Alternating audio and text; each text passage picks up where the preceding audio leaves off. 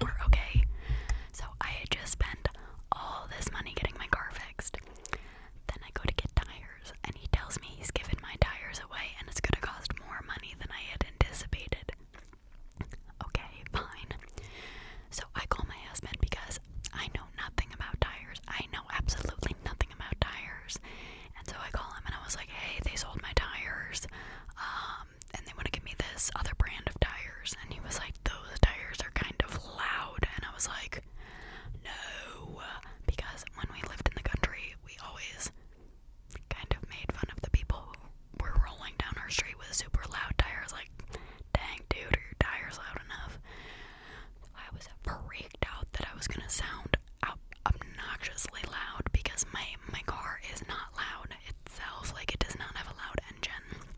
So I didn't want the tires to be like, oh wow, you can hear her coming, right?